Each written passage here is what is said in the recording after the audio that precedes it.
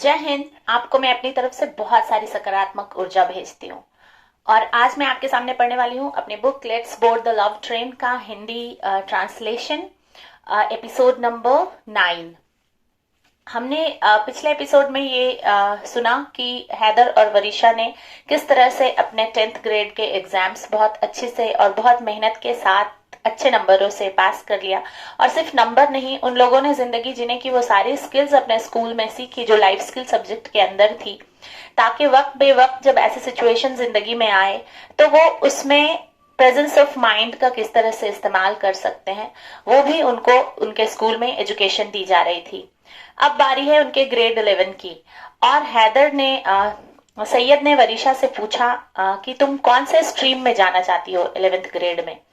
तो तुम ह्यूमैनिटीज में इंटरेस्टेड हो या साइंस में। तो वरीशा ने अपने पापा से कहा कि पापा, न्यू एजुकेशन पॉलिसी जो है 2020, उसने सिस्टम, एजुकेशन सिस्टम को चेंज कर दिया है। अब हमें अपने पसंदीदा सारे सब्जेक्ट्स को चुनने का अधिकार है और हम साइंस के साथ साथ आर्ट्स के भी कुछ सब्जेक्ट ले सकते हैं। मुझे सोशियोलॉजी और पॉलिटिकल साइंस पसंद है और फिजिक्स, केमिस्ट्री, बायो, क्योंकि मुझे डॉक्टर बनना है इसलिए मैं ये तीनों लेना चाहती हूँ। और सोशियोलॉजी और पॉलिटिकल साइंस मुझे इसलिए पढ़ना है क्योंकि भारत एक प्रजातांत्रिक देश है। प्रजातांत्रिक देश को किस तरह से एक वोटर हेल्प कर सकता है, इसको समझने के लिए मुझे पॉलिटिकल साइंस और सोशियोलॉजी पढ़ना जरूरी है। जब मैं पॉलिटिकल साइंस पढ़ूंगी तो मुझे गवर्नमेंट काम कैसे करती है और उसमें हमारा एज ए इंडियन सिटीजन क्या रोल है वो समझ में आएगा। और जब सोशियोलॉजी पढ़ूंगी तो जनरेशन बाय जनरेशन क्या क्या चेंजेस आए हैं समाज में, और मेरी जनरेशन समाज में किस तरह से चेंज ला करके समाज को प्रगतिशील बनाए रख सकती है। इसलिए मैं ये पांचों सब्जेक्ट पढ़ना चाहती हूँ 11th ग्रेड में। सैयद चाहते थे कि वरीशा हिस्ट्री भी पढ़े, तो उन्होंने पूछा तुम्हारा हिस्ट्री के बारे में क्या ख्याल है, क्योंकि वो सैयद का सब्जेक्ट था। तो वरीशा बहुत ही संजीदगी से बताती है कि पापा ये बहुत अच्छा सब्जेक्ट है और इससे हमें पिछले बीते हुए सारे समाज के बारे में और किस तरह से समाज ने अपने रूढ़िवादी सोच और खराब सोच को छोड़ते हुए आगे बढ़ने की चीजें सीखी, ये हमें हिस्ट्री बताती है। और अब इन 5 सब्जेक्ट के अलावा तो मैं ले नहीं सकती हिस्ट्री, लेकिन हाँ, मैं हिस्ट्री की सप्लीमेंट्री बुक्स पढ़ूंगी और अपने भारत के इतिहास को समझने में मुझे बहुत इंटरेस्ट है। साथ ही साथ जब मैं मेडिकल साइंस की स्टूडेंट बनूंगी तो मैं मेडिकल हिस्ट्री पढ़ूंगी, जिससे पता चलेगा कि किस तरह से प्राचीन काल से लेकर के वर्तमान काल तक मेडिकल फील्ड में हिंदुस्तान ने, इंडिया ने कैसे कैसे तरक्की की। सैयद ने इतने ज्यादा प्रैक्टिकल और ऑथेंटिक आंसर सुन करके सैयद को बहुत ही खुशी होती है कि कहीं ना कहीं वरीशा की एजुकेशन बहुत सही जा रही है। वो लकीर की फकीर नहीं बन रही है और उसको अपने थॉट्स, लॉजिक अपनी लाइफ में यूज करने आ रहे हैं। ये सबसे ज्यादा जरूरी होता है डेमोक्रेटिक कंट्री के सिटीजन के लिए, और सैयद इस बात को देखकर बहुत खुश होते हैं। फिर सैयद उससे एक और सवाल पूछते हैं जो उनके दिमाग में होता है वरीशा की थॉट को जानने के लिए, कि तुम्हें क्या लगता है कि हर बच्चे के लिए अपने माँ बाप का जो प्रोफेशन होता है उसको चूज करना जरूरी है। तो वरीशा स्माइल करती है और कहती है कि पापा, ये एक स्टीरियोटाइप है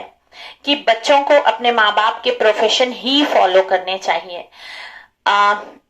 ऐसे तो मैं डॉक्टर बनने में इंटरेस्टेड हूँ और मैं जेनेटिक्स के बारे में बहुत पढ़ती हूँ, तो मैंने बहुत सारी बुक्स में भी पढ़ा है और ये प्रूफ हो चुका है साइंटिफिक रिसर्च के जरिए कि जो जीन्स आप में डोमिनेंट है वो मुझ में रेसेसिव हो सकता है और जो आप में रेसेसिव है वो मुझ में डोमिनेंट हो सकता है। तो अगर ऐसे सिचुएशन बायोलॉजिकली आ रही है बच्चे की लाइफ में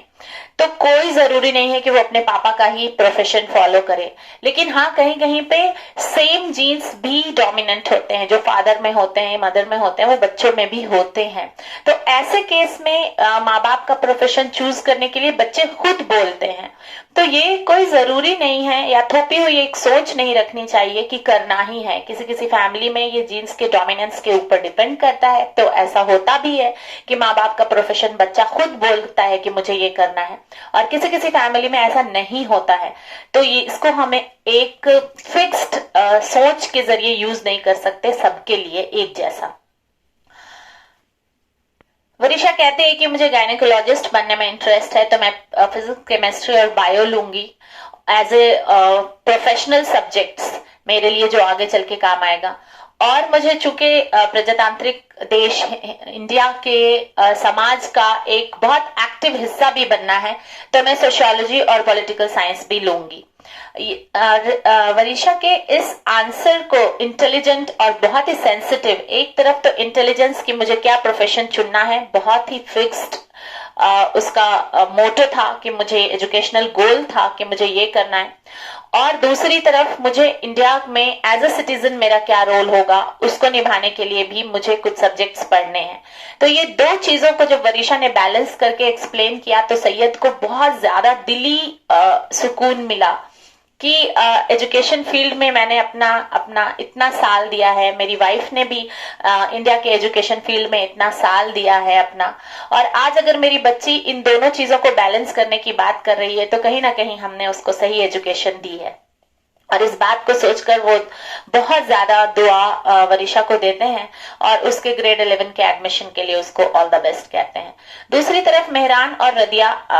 हैदर की चॉइस को जानने के बाद उसको अलाउ करते हैं उसके ही पसंद के सब्जेक्ट्स लेने के लिए, और वो बहुत ही स्टूडियस बच्चा था और उसने अपने एजुकेशनल गोल डिसाइड करके रखे थे ग्रेड 9 से ही कि उसको आईआईटी क्लियर करना है। तो उसको और पार्ट टाइम सोशल एक्टिविस्ट भी बनना है, क्योंकि प्रोफेशन हम पैसा कमाने के लिए चूज करते हैं, लेकिन हमने अपने देश को अपनी तरफ से क्या मदद की, इस चीज के लिए वो बहुत ही अच्छी सोच रखता था। और उसने कहा कि मुझे सोशल एक्टिविस्ट अपना पार्ट टाइम करना है, क्योंकि ये मेरी ड्यूटी है मेरे नेशन के लिए। इसलिए मैं फिजिक्स, केमिस्ट्री और मैथ्स लूंगा हिस्ट्री और सोशियोलॉजी के साथ। मेहरान ने उससे पूछा कि सोशियोलॉजी का ग्रेड 12 में क्या रोल होगा, तो हैदर हंसता है और जवाब देता है कि पापा, हम सब एक सोशल एनिमल है, सामाजिक जानवर या सामाजिक प्राणी जिसे कह लीजिए हम हैं, और मैं अपनी इंडियन सोसाइटी के बारे में जानना चाहता हूँ और मुझे बहुत ही शौक है इस चीज को जानने का। और मेरी अम्मी भी इसी सब्जेक्ट की लेक्चरर हैं, तो मुझे थोड़ा अटैचमेंट है, क्योंकि मम्मा बार बार इन सब चीजों के बारे में बताती है, तो मेरा इंटरेस्ट भी इसमें डेवलप हुआ है। और वो सोशियोलॉजी को पढ़ने के बहुत सारे अच्छे पहलुओं को एक्सप्लेन करती हैं कि जब एक बच्चा समाज की छोटी छोटी चीजों से होकर गुजरता है, एक्सपीरियंस करता है अपनी लाइफ में, तो वो समझ पाता है कि क्या चीजें हर पर्सनालिटी को सूट करने वाली है और क्या चीजें बहुत सारे लोगों के जरिए थोपी गई हैं। तो जो थोपी गई चीजें हैं उनको अपने जीवन में उतारना नहीं है, नहीं तो जिंदगी दूसरों के मोटो पे जी जाएगी। और जो लोग, जितने भी लोग अपने लाइफ गोल्स के हिसाब से जिंदगी नहीं जीते, वो जब उनकी जिंदगी खत्म होने लगती है तो कहीं ना कहीं उनको बहुत तकलीफ होती है कि एक ही बार जिंदगी मिली थी और हमने अपनी पूरी जिंदगी दूसरे के हिसाब से जिंदगी जीने में गुजार दी। और ये हैदर बहुत ही सोशल था और वो बुजुर्ग लोगों से बहुत बातें किया करता था, तो बुजुर्ग लोगों के एक्सपीरियंस से उसको ये बात पता चलती है कि जो लोग अपने लाइफ टारगेट के हिसाब से जिंदगी जीते हैं वो बड़े सुकून के साथ जिंदगी के आखिरी पलों में रहते हैं, और जो लोग दूसरों की थोपी गई सोच के हिसाब से अपनी जिंदगी जीते हैं वो उनको आखिरी पलों में अपने जिंदगी के कुछ ज्यादा ही घबराहट होती है कि एक ही बार जिंदगी मिली थी और हमने कैसे जिया। तो इस चीज को उसको समझना था और इसलिए वो सोशियोलॉजी पढ़ना चाह रहा था। मेहरान ने उसके कंधे पे पैट किया और कहा, ये बहुत अच्छा है तुम्हारे लिए, तुम इससे सामाजिक कानूनों के बारे में पढ़ोगे जो पहले की सोसाइटी में थे, और जिनको जो अच्छे कानून थे उनको आगे भी कैरी फॉरवर्ड किया गया और जो खराब थे उनको पीछे ही छोड़ दिया गया। तो तुम इस तरह से एक कंपैरेटिव स्टडी जो समाज की होती है पीढ़ी दर पीढ़ी, वो तुम्हें पढ़ने को मिलेगी और इस तरह से तुम इसको अपनी जॉब से भी कनेक्ट कर पाओगे, क्योंकि जो तुम्हारे फील्ड में जितने भी लोग होंगे जिनको टीम के तुम टीम लीडर बनोगे या जिस ऑफिस के तुम बॉस बनोगे, वहां पे तुम कनेक्ट कर पाओगे उनकी सोच को, उनके काम करने के तरीके से, और तुम उनको कहीं ना कहीं उनको बेहतर काम करने के लिए गाइड भी कर पाओगे। दोनों घर के पेरेंट्स अपने अपने बच्चों के जिंदगी के इस मोड़ पे इतना ज्यादा इंटीग्रेटेड लर्निंग जो आजकल बहुत जोर दिया जा रहा है कि बच्चों को सारे सब्जेक्ट्स का जिंदगी में क्या इस्तेमाल है इससे जोड़ करके पढ़ाया जाए, क्योंकि हम अपनी जिंदगी का 18 साल निकालते हैं स्कूल एजुकेशन में, और जब बच्चा 18 साल की एजुकेशन के बाद प्रैक्टिकल फील्ड में कॉलेज का एजुकेशन लेके जब प्रोफेशनल फील्ड में प्रैक्टिकली उसको लगता है कि ये सब चीजें यूज नहीं हुई, तो उसको कहीं ना कहीं चुभती है ये बात कि मेरी जिंदगी का इतना साल मैंने उसमें बर्बाद कर दिया जिसका मेरी जिंदगी में कोई इस्तेमाल नहीं था। अगर यहाँ पे एजुकेशन सिस्टम मुझे अलाउ कर रही होती तो कुछ ऐसी चीजें सीखने के लिए जिसको मैं अपनी जिंदगी में इस्तेमाल करना चाहता था, तो ये मेरी लाइफ के उतने साल बर्बाद होने से बच जाते। और ये मैक्सिमम लोग सोचते हैं जब वो अपने प्रोफेशनल फील्ड में जाते हैं। तो यहाँ पे जो समाज में और एजुकेशन फील्ड में चेंज आ रहा था 2020 न्यू एजुकेशन पॉलिसी के जरिए, इसको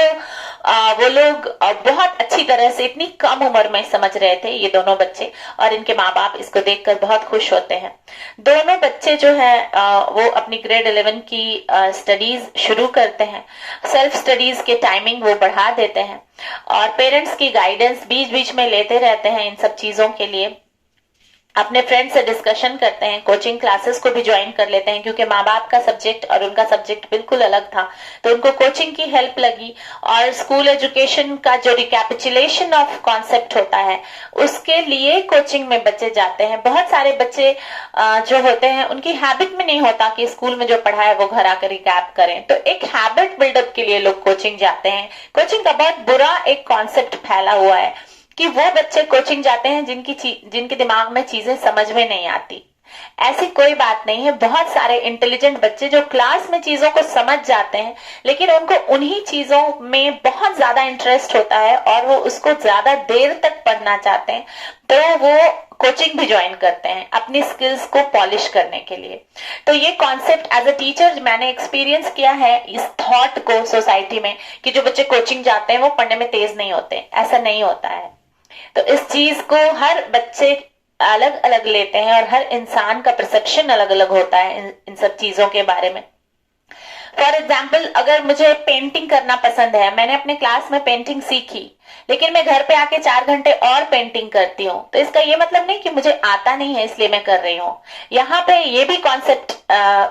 100% सही है कि मैं इसमें ज्यादातर अपना वक्त गुजारना चाहती हूँ और मुझे बहुत अच्छा फील होता है, इसलिए मैं उसमें और वक्त लगाना चाहती हूँ। और अगर मुझे कुछ और एक्स्ट्रा सीखना है जो कॉलेज के या स्कूल के सिलेबस में नहीं है, लेकिन मुझे और कुछ एक्स्ट्रा स्किल्स इससे रिलेटेड सीखनी है, तो मैं कोचिंग जरूर ज्वाइन करूंगी। तो ये एक मिसकंसेप्शन जो समाज में है उसको क्लियर करने के लिए यहाँ पे मैं रुकी और इसको एक्सप्लेन किया मैंने, क्योंकि एज अ टीचर मैंने इस चीज को देखा है, बच्चों को फेस करते हुए ये सारे कमेंट्स। तो मैं आप लोगों को गाइड करने की कोशिश कर रही हूँ कि ऐसी बातें सब बच्चों के लिए नहीं बोला करें थोड़ा। और इस तरह से दोनों बच्चे अपने एजुकेशन फील्ड में बहुत अच्छी तरह से अपने वक्त का इस्तेमाल करके डेली गोल्स बना करके, मंथली गोल्स बना करके, क्वार्टरली गोल्स बना करके अपने प्रोफेशनल कोर्स को और अपने सोसाइटी के लिए काम करने वाले जो 2 सब्जेक्ट्स उन्होंने चुने थे उन दोनों को पढ़ रहे थे और चीजें सीख रहे थे। दूसरी तरफ माँ बाप बच्चों को देख रहे थे कि मंडे से फ्राइडे बच्चे बहुत ज्यादा बिजी होते हैं, तो लाइफ स्किल की जो चीजें उन्हें सिखानी थी जो अभी तक स्कूल में पूरी तरह से इम्प्लीमेंट नहीं की गई थी, तो ये चाहते थे कि हम घर पे बच्चों के अंदर वो सारी स्किल्स इन्फ्यूज करें। और सैटरडे को आधा सैटरडे और संडे दोनों घर के माँ बाप बच्चों में लाइफ स्किल्स की ट्रेनिंग देने में लगा देते थे। वो समझते हैं कि ये जो लाइफ स्किल होती है वो बच्चे के अंदर कॉन्फिडेंस इन्फ्यूज करने के लिए और एक हेल्दी कम्युनिकेशन लेवल और स्किल को डेवलप करने के लिए बहुत जरूरी होती है, जिसके लिए बच्चों को वक्त देना और उनसे बात करना एक खुले माहौल में, ये इन दोनों चीजों की बहुत ज्यादा जरूरत होती है। इसलिए वो वीकेंड पे इतना वक्त निकालते हैं, अपने बच्चों के साथ बैठते हैं और उनके अंदर ये हैबिट्स डेवलप करने के लिए काम करते हैं। और इसलिए वो अपने बच्चों के अंदर हैबिट बिल्डअप के से रिलेटेड बहुत सारी बुक्स पढ़ते हैं और उसमें से जो उनके बच्चों के हिसाब से एक्सेप्टेबल हैबिट्स हैं, उनने बच्चों के अभी तक के जो डेवलपमेंट हुई है उससे रिलेटेड, और उनके फ्यूचर प्लान्स जो उन्होंने डिस्कस किए अपने पेरेंट्स से उससे रिलेटेड जो हैबिट बिल्डअप है, उसके साथ ही साथ जो उनको समाज के लिए और भारत के लिए उनको जो भी काम करना था उससे रिलेटेड 5-6 हैबिट्स इस एज पे वो उनको सिखाना चाहते थे। तो उन्होंने ये सारी चीजें बच्चों के लिए प्रिपेयर करके रखी। 7 habits of highly effective people जो फ्रैंकलिन कवे साहब की बुक है, उसमें से बहुत सारी चीजें उन्होंने निकाली। लेकिन हमारे हिंदुस्तान का कल्चर इतना रिच है कि हर स्टेट में अलग अलग लैंग्वेजेस में बहुत अच्छी अच्छी किताबें लिखी गई हैं, और जो मजहब है हमारे देश का, हर मजहब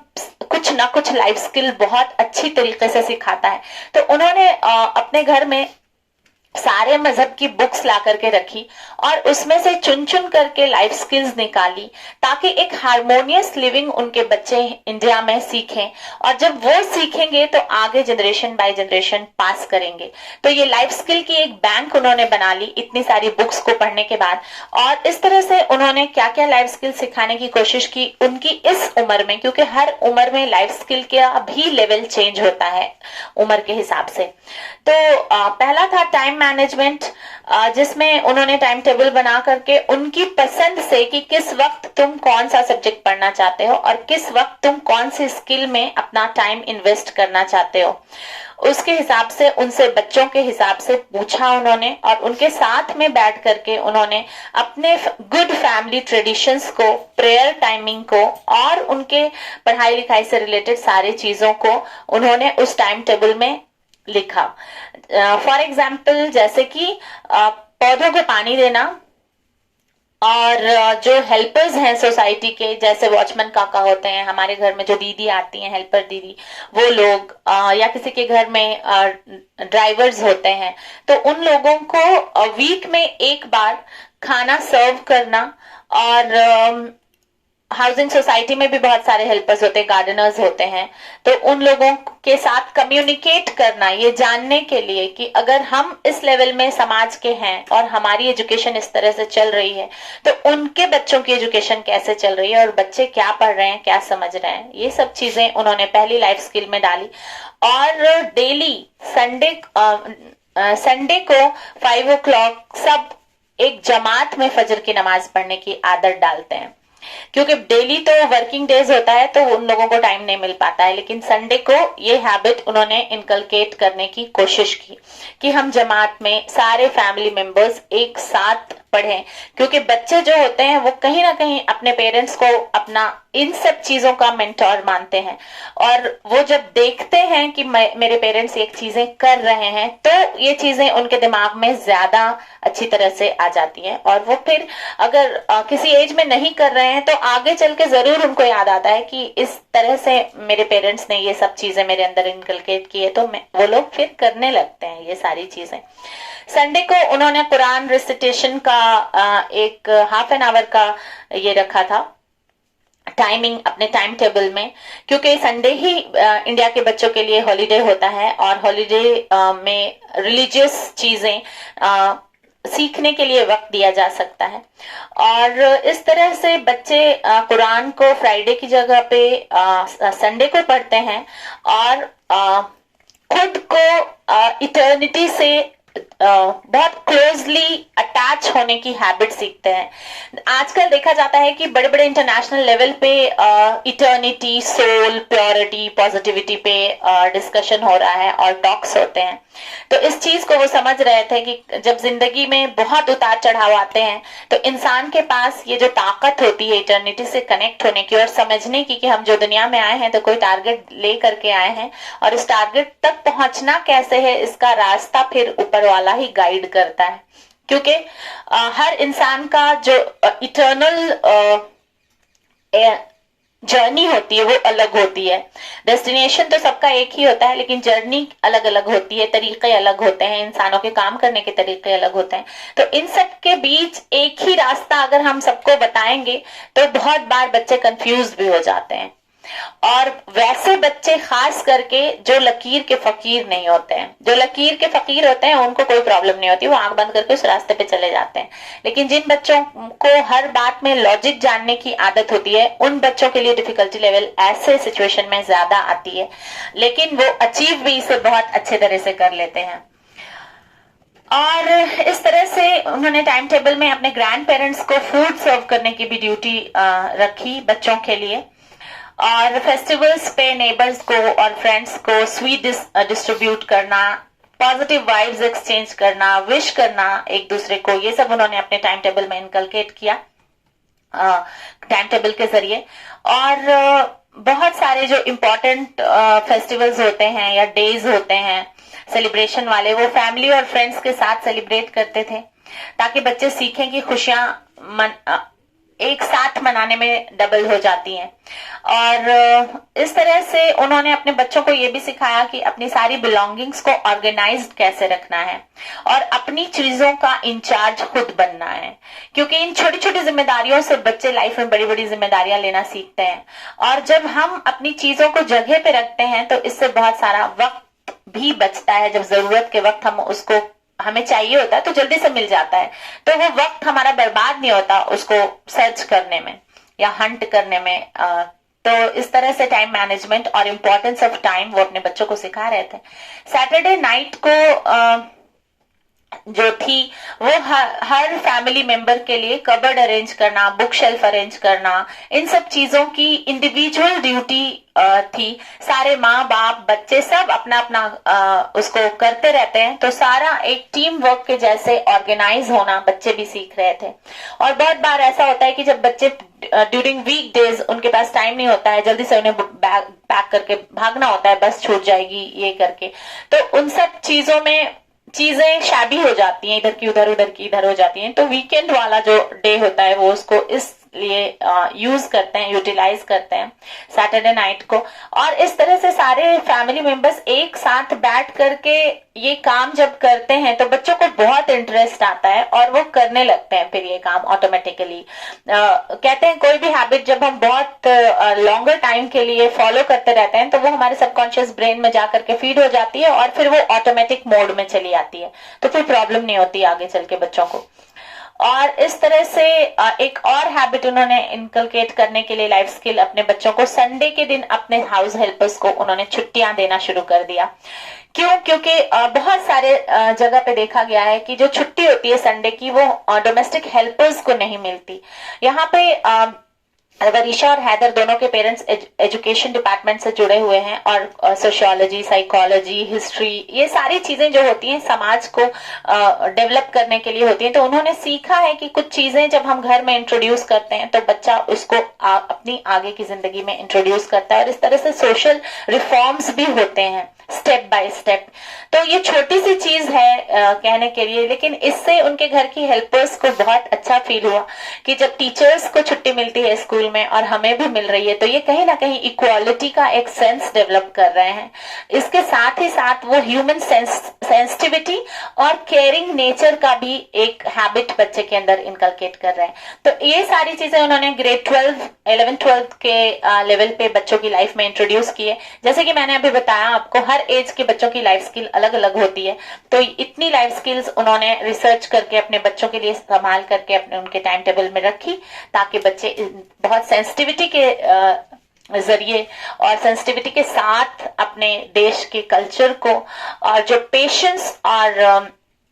कहते हैं कि सत्य अहिंसा, ये दो ही ताकत हिंदुस्तान को जोड़ के रखती है।